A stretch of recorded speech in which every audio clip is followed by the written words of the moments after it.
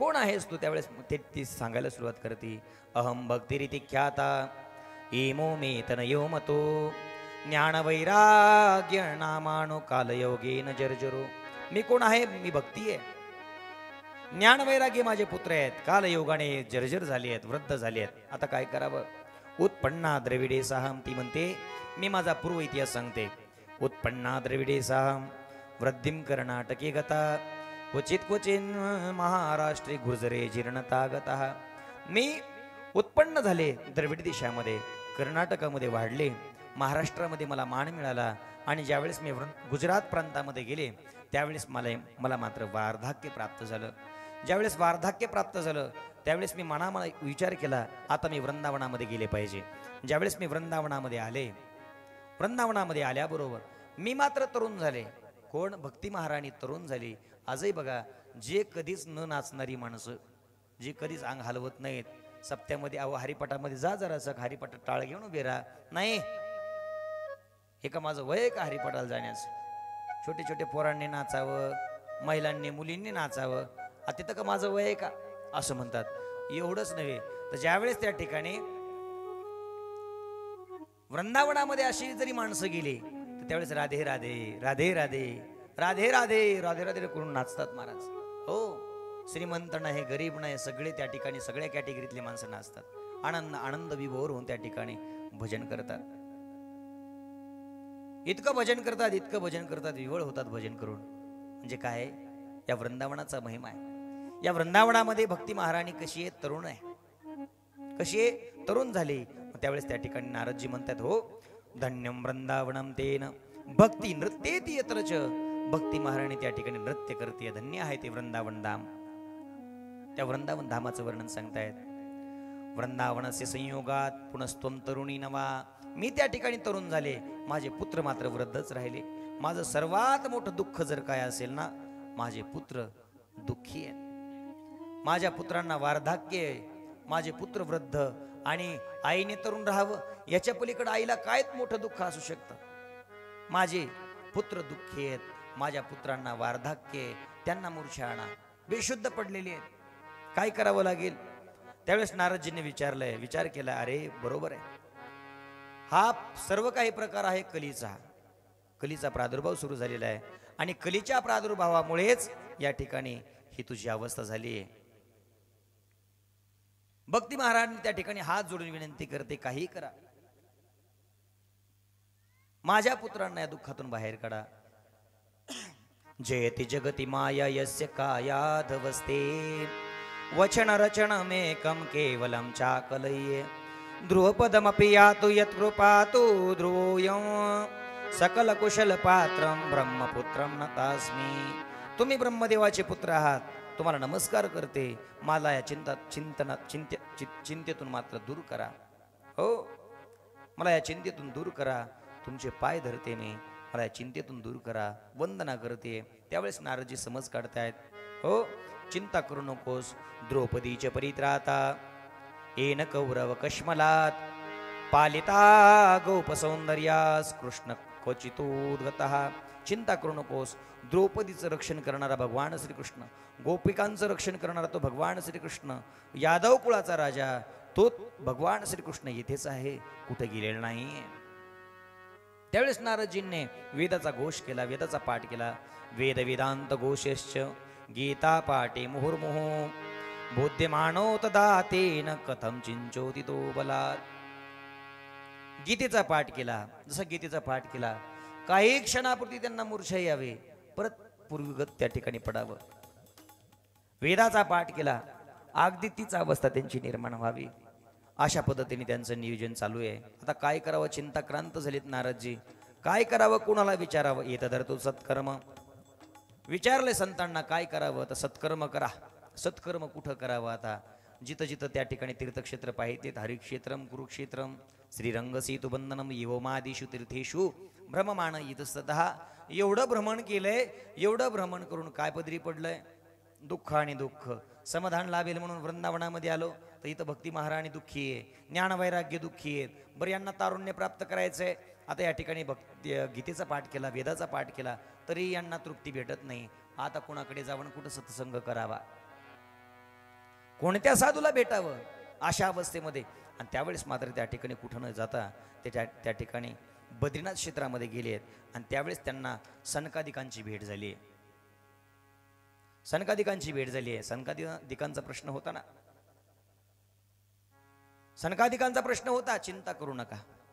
सनकादिकांचा प्रश्न होता ना अगोदरचा, नारदजी तुम्ही का चिंताक्रांत आहात? त्याचं कारण सांगितलंय. भक्ती महाराणी दुःखी आहे, ज्ञान वैराग्य दुःखी, यांना तारुण्य प्राप्त करून द्यायचंय म्हणून मी दुःखी आहे. त्या दुःखाचं कारण सांगितल्याबरोबर त्या ठिकाणी सनकादिक म्हणताय चिंता करू नका. मा चिंता करू देवर्षे हर्षि चित्ते समावह, उपाय सुख साध्योत्र वर्तते पूर्व एवही. उपायाचा अगोदर स्थित आहे, त्याची चिंता करू नका तुम्ही. लोक खूप चिंताक्रांत आहात, उपाय स्थित आहे. मग मला आतापर्यंत का बरं माहिती नाही आहे याचा उपाय? भक्ती ज्ञान वैराग्यांना तारुण्य करण्याचा, प्राप्त करण्याचा. का चिंता करता एवढी? बघा, चिंता आणि चिता फक्त अनुस्वार आहे, पण पहा किती घातक आहे. त्याचं सुभाषितकार सांगतायत, चिता चिंता समाप्रोक्ता बिंदू मात्र मे केवलम, निर्जीवम दहते चिता सज्जीवम दहते चिंता. काय करते? चिता आणि चिंतेमध्ये फक्त अनुस्वार आहे. काय अनुस्वार? किती अनुस्वार? फक्त एक टिंब आहे. चिंता आणि चिता. चिता काय करते? मेलेल्या माणसाला जाळते, आणि चिंता मात्र जिवंत माणसाला जाळते. हो, एक वेळ चिता परवडली ती एकदा जाळते मोकळं करते माणसाला. चिंता मात्र सातत्याने उठता बसता झोपता माणसं, कधी कधी माणसं झोपेतून दचकन उठता. हो, दचकन उठता. काय झालं म्हणे? कापूस फुटला. काय झालं? बघा, कापसाच्या दिवसामध्ये म्हणा, अचानक पाऊस यावा, सोयाबीनचा ढीग उघडा असावा, माणसं दचकन उठतात. बिजन राहिलेलं असावं आणि अचानक लाईट यावी, रात्री 12ला लाईट यावी, माणसं दचकन उठतात. हे चिंता आहे. चिंता ही माणसाला सारखी जळते, चिता मात्र एकदाच जळते. नारदजी चिंता करू नका, चिंता करू नका म्हटल्याच्या नंतर काय आहे त्याचा उपाय त्या ठिकाणी सांगायला सुरुवात करतायत. सत्कर्म सूचको नूनम ज्ञान यज्ञ स्मृतो बुधे, श्रीमद्भागवता आणला पा सूत गीत शुकादिवी. परमहंस परिव्रजकाचार्य शुकाचार्यजींनी त्या ठिकाणी श्रीमद भागवत कथेचं वर्णन केलंय. श्रीमद भागवत नावाचं शास्त्र तुम्हाला मी वर्णन करून सांगतो. त्या कथेचं आयोजन करा. 7 दिवसापर्यंत ती कथा श्रवण करावी. अहो म्हणे महाराज, तुम्ही श्रीमद भागवत कथा सांगायला सांगताय. अहो मी वेदाचा पाठ केला, हो गीतेचा पाठ केला, तरीही ते भक्ती ज्ञान वैराग्यांना तारुण्य प्राप्त झालं नाही. आणि तुमच्या या श्रीमद भागवत कथेने 7 दिवसाच्या श्रवणाने त्यांना प्राप्त होईल तारुण्य. हो म्हणे, तारुण्य प्राप्त होईल. बघा नारदजी, तुम्हाला 3 दृष्टांत देऊन सांगतो म्हणून सांगतायत. आंबा, आंब्याचं वटवृक्ष आहे. आंब्याची परिपक्वता कशामध्ये प्राप्त होते आपल्याला? आंब्याच्या फळामध्ये. आंब्याच्या झाडाची जर साल खाल्ली तर आंबा खाल्ल्याचं त्या ठिकाणी अनुभूती येत नाही. आंब्याच्या झाडाची पानं खाल्ली तर आंबा खाल्ल्याची अनुभूती येत नाही. ज्यावेळेस तुम्ही परिपक्व झालेलं फळ खाल ना, त्यावेळेस मात्र त्या ठिकाणी अनुभूती येते.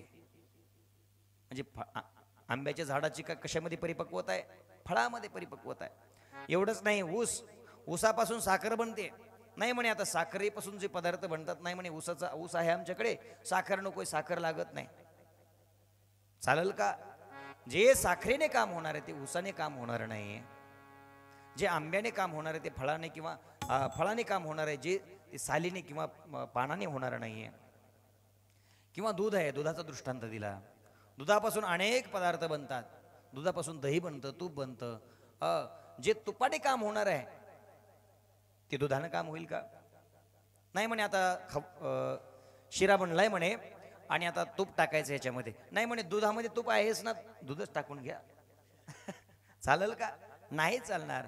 जसं दूध टाकून चालत नाही, जे तुपाने काम होतं ते तुपानेच होतं. तसं या ठिकाणी सर्व शास्त्राचं सार जर काय असेल तर श्रीमद भागवत आहे. श्रीमद भागवत हे सार आहे. जे श्रीमद भागवताने फल प्राप्त होणार आहे ते फल इतर कशानेच प्राप्त होणार नाही. हे भाग्यच लागतं त्या ठिकाणी ही भागवत कथा श्रवण करण्यासाठी. सुंदर पद्धतीने त्या ठिकाणी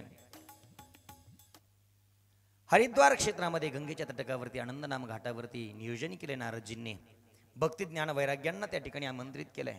सनकादिक त्या ठिकाणी कथा सांगतायत आणि त्या ठिकाणी कथा सांगत असताना अनेक ऋषी मुनींना त्या ठिकाणी बोलवलंय. कोण कोण आले त्या ठिकाणी? भृगुर्वशिष्ठस्य च वनश्च गौतमो मेधातिथिल देवलदेवरातो रामस्तथा गादिसुतस्य शाकलो मृकण्डपुत्रा त्रिजपप्लादा योगेश्वरो पाराशरोश्चराश्च छाया शुकोगाजल्लिजन्यु मुख्या सर्वे पुमुने गणा सहपुत्र शिष्या स्वस्त्रीभिराय युरती प्रणयेन युक्तः. सगळे ऋषी मुनी त्या ठिकाणी आले. भृगु वशिष्ठ च्यवन गौतम मेधातिथील श्रीमद भागवत कथेचं आयोजन करत असताना असं करावं की एखाद्या मुलीच्या विवाहासाठी जेवढी एक कुटुंब धडपड करतं तसं सगळ्या गावाने धडपड करावी. बघा, धडपड करावी. सोबत एकट्याने कधी कथा श्रवणाला यायचं नाही. या ठिकाणी बघा कोण कोण आलेत? सगळे आलेत. आणि त्या ठिकाणी सहपुत्र शिष्य, स्वतःचे पुत्र आणलेत, पत्नी आणल्यात आणि शिष्य पण आणलेत. कोणी? सगळ्या ऋषीगणांनी. भृगुर वशिष्ठस्य च्यवनश्च गौतमो, भृगु वशिष्ठ च्यवन गौतम मेधातिथी देवल देवरात परशुराम विश्वामित्र शालक मार्कंडी दत्तात्रय, भगवान दत्तात्रयांचं पण त्या ठिकाणी आगमन झालेलं आहे. पिप्पलाद योगेश्वर व्यास असंख्य ऋषी त्या ठिकाणी आलेत आणि त्या ठिकाणी कथा श्रवणाची इच्छा बाळगत आहेत. एवढंच नव्हे, 10 दिशा त्या ठिकाणी आलेल्या आहेत. सकळ तीर्थ त्या ठिकाणी आले आहेत. सगळे उपनिषद वेद पुराण त्या ठिकाणी सगळे त्या ठिकाणी ही कथा श्रवण करण्यासाठी आलेले आहेत. ज्यावेळेस त्या ठिकाणी कथा सुरू झाली आहे, जे घोष करतायत शंखनाद झालेला आहे. जे शब्दो नमः शब्द शंख शब्द तथैव च चूर्णलाजा प्रसूतानाम निक्षेप सुहनाद्भुतः. काय केलंय? जे घोष झाला, जे घोष झाल्याबरोबर त्या ठिकाणी कथा सुरू झाली आहे. सदाशिव्या सदाशिव्या श्रीमद्भागवती कथा यस्य श्रवण मात्रेण हरिश्चित्तं समाश्रेत. नित्य भगवत कथेचं श्रवण करा, सदा नाम घोष करू हरी कथा, तेने सदा चित्ता समाधान